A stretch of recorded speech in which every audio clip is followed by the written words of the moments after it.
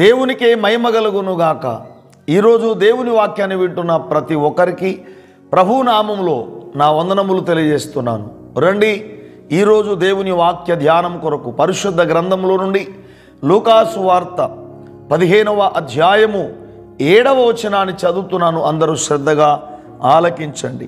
అటువలే మారు మనసు అక్కరలేని 99 మంది నీతిమంతుల విషయమై కలుగు సంతోషము కంటే మారు మనసు పొందు ఒక్క పాపి విషయమై పరలోకమందు ఎక్కువ సంతోషము కలుగును.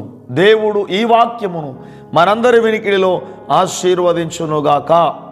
ప్రభునందు ప్రియులారా, మనమందరము కూడా ఈ యొక్క సమయంలో ఈ యొక్క 2024 ఈ డిసెంబర్ మాసంలో ప్రియులారా, ఈ యొక్క డిసెంబర్ 5వ తారీఖున ప్రత్యేకంగా మనం దేవుని వాక్యమును ధ్యానం చేస్తూ ఉన్నాం.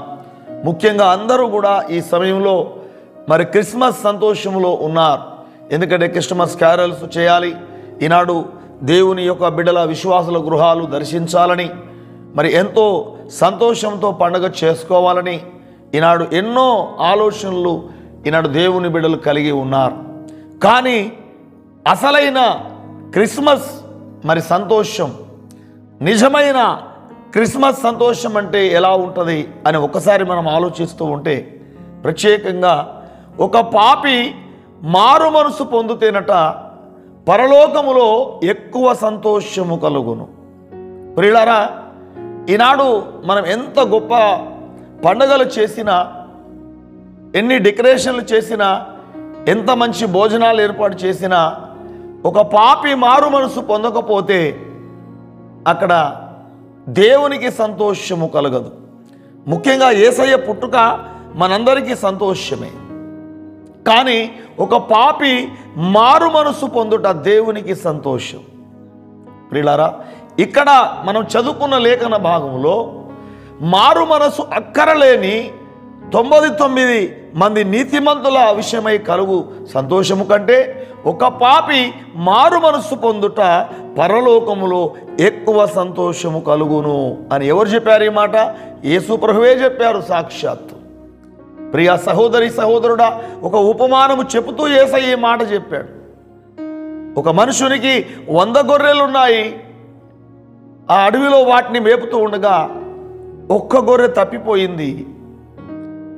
మరి ఆ ఒక్క గొర్రె విషయమై ఆ గొర్రెల కాపరి ఆ 99 గొర్రెలను క్షేమకరమైన స్థలంలో ఉంచి ఆ ఒక్కదాని కొరకు వెదికి వెదికి వెదికి చివరికి దాన్ని దొరికించుకున్నప్పుడు, అది దొరికినప్పుడట అతనికి ఎంతో సంతోషము కలుగును అన్నాడు.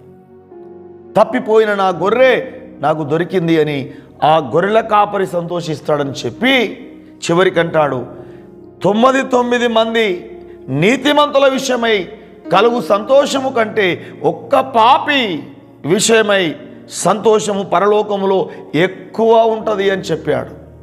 ప్రియులారా, ఈ మాట మనము గ్రహించాలి. 100 గొర్రెలు, అందులో ఒక్కటి తప్పిపోయింది అన్నాడు కదా. ఇది గొర్రెల విషయమే కాదు, ఈ లోకములో మనుషులు తప్పిపోతున్నారని, తప్పు మార్గాలు నడుస్తున్నారని, నశించిపోతున్నారని, దేవుడు ఏ ఒక్క ఆత్మ కూడా, ఏ ఒక్క మనుషుడు కూడా నశించుట దేవునికి ఇష్టం లేదని ఇక్కడ ఆయన మాట చెప్తా ఉన్నాడు. ప్రియులారా, ఎందుకంటే ఆయన గొర్రెల విషయమై చెప్పడం కాదు, మనుషుల విషయమై చెప్తా ఉన్నాడు. ఏ వ్యక్తి నశించడానికి ఇష్టము లేదు. ఈనాడు ఒక వ్యక్తికి మారు మనసు లేకపోతే, ఒక పాపి మారు మనసు పొందకపోతే దేవునికి సంతోషము లేదు. యేసయ్య పుట్టుక మనకు సంతోషమే.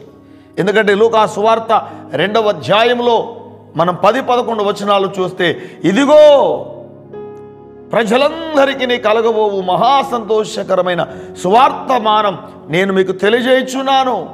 దావీదు పట్టణమందు నేడు రక్షకుడు మీ కొరకు పుట్టి ఉన్నాడు, ఈయన ప్రభువైన క్రీస్తు అని దూత అక్కడ గొర్రెల కాపరులకు చెప్పినట్లుగా మనం చూస్తున్నాం. యేసయ్య పుట్టుక సర్వలోకానికి సంతోషమే.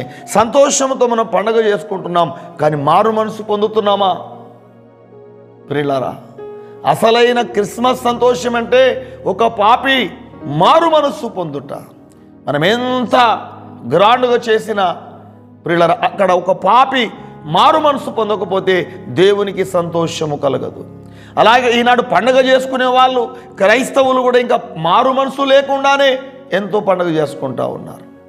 ప్రియులారా, విచ్చలవిడిగా ఈనాడు జీవిస్తూ పండుగ మాత్రం చాలా గొప్పగా చేసుకుంటున్నారు.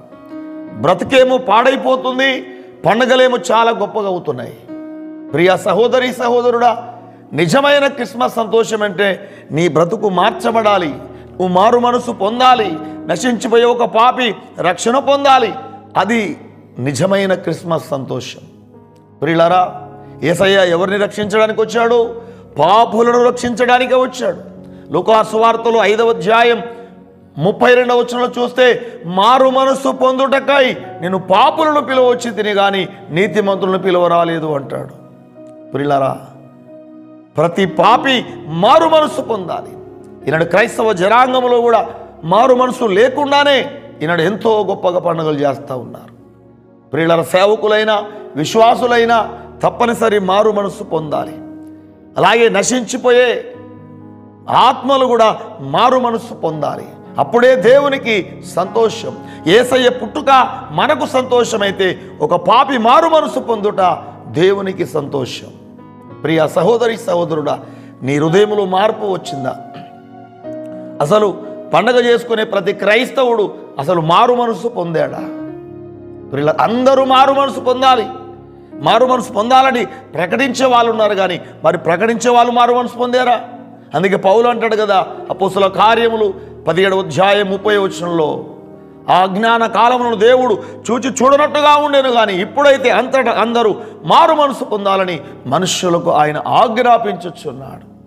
ప్రియ సహోదరి సహోదరుడా, అంతటా అందరూ ఈనాడు క్రైస్తవ సమాజంలో కూడా మారు మనసు పొందని వారు తప్పనిసరి మారు మనసు పొందాలి. నశించిపోయే అన్య జనాంగము కూడా మారు మనసు పొంది రక్షణ పొందాలి. అది దేవునికి సంతోషం. ఈనాడు యేసయ్య లోకములో పుట్టాడని, కన్య మరియ గర్భమున జన్మించాడని మనం సంతోషంగా పండుగ చేసుకుంటున్నాం. కానీ మారు మనసు ఎంతమందికి వచ్చింది? ఒక పాపి మారు మనసు పొందుట పరలోకములో ఎక్కువ సంతోషము కలుగునన్నాడు. మారు మనసు పొందుటకే నేను ఈ లోకానికి వచ్చానని, ప్రియుల ఒక పాపిని రక్షించడానికి వచ్చినాని యేసయ్య చెప్పాడు. ఈ వాక్యాన్ని వింటున్న ప్రియ సహోదరి సహోదరుడా, నీలో మార్పు వచ్చిందా? మనలో మార్పు లేకపోతే దేవునికి సంతోషం లేదు. హెజ్కేలు గ్రంథంలో ప్రియులారా 18వ అధ్యాయంలో 23వ వచనంలో చూస్తే, దుష్టులు మరణము నొందుట చేత నాకేమాత్రమైన సంతోషము కలుగునా? వారు తమ ప్రవర్తన దిద్దుకొని బ్రతుకుటయే నాకు సంతోషం. ఇదే ప్రభువు యెహోవా వాక్కు అన్నాడు.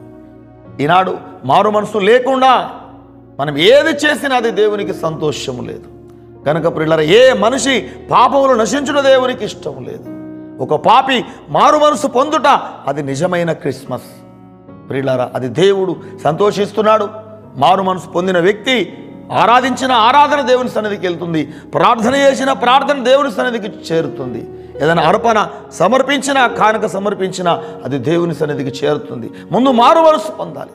అంతటా అందరూ మారు మనసు పొందితే వారి ప్రార్థన, వారి ఆరాధన, వారి సమర్పణ దేవుడు అంగీకరిస్తాడు. కనుక ప్రియ సహోదరి సహోదరుడా, ఈ వాక్యాన్ని వింటున్న నీలో ఒకవేళ మారు మనసు పొందకపోతే ఈ క్రిస్మస్ సందర్భాన నీవు కూడా మారు మనసు పొందు. అప్పుడు దేవుడు నీ ప్రార్థన వింటాడు. ఇదిగో నీ అర్పణ దేవుడు అంగీకరిస్తాడు. ఇదిగో నీ యొక్క స్తుతి ఆరాధన దేవుడు అంగీకరిస్తాడు. నీ ప్రార్థన దేవుడు అంగీకరిస్తాడు. గనక ఒక పాపి మారు మనసు పొందుట అది నిజమైన క్రిస్మస్. దేవుడు ఎంతగానో సంతోషపడుతున్నాడు. కనుక ఈ వాక్యం ప్రతి హృదయములో ఫలించునుగాక. ఆమేన్. చిన్న ప్రార్థన చేసుకుందాం. మహాపరిశుద్ధుడా, పరమ తండ్రి యేసయ్యా, మీకు స్తోత్రము నాయన. ఒక పాపి మారు మనసు పొందుట పరలోకములో ఎక్కువ సంతోషము కలుగునంటున్నారు. కనుక ఈ క్రిస్మస్ సందర్భాన ప్రభువా, ఈ డిసెంబర్ మాసంలో ఆయన అనేకులను మీరు మార్చండి, రక్షించండి, మారు మనసు కలగచేయండి. చెప్పేవారిలో కూడా నాయన క్రైస్తవ సమాజంలో కూడా మారు మనసు దయచేయండి నాయన. ఏ ఒక్క మనిషి పాపములు చనిపోవడానికి ఇష్టము లేదు నాయన. ఇదిగో పాపలను రక్షించడానికి ఈ లోకానికి వచ్చారు నాయన. అందరికీ మారు మనసు దయచేయండి. అదే నిజమైన క్రిస్మస్ సంతోషమని ప్రతి ఒక్కరికి గ్రహింపు మీరు అనుగ్రహించమని, ఈ వాక్యాన్ని వింటున్న ప్రతి బిడ్డను కూడా దీవించి మారు మనసు లేని వారికి మారు మనసును అనుగ్రహించమని యేసు నామములోనే ప్రార్థించి స్తుతించి వేడుకుంటున్నాము తండ్రి. ఆమేన్. Praise lord. దేవుడు మిమ్మల్ని, మీ కుటుంబాలను మరి సంపూర్ణంగా మార్చి గొప్పగా దీవించునుగాక.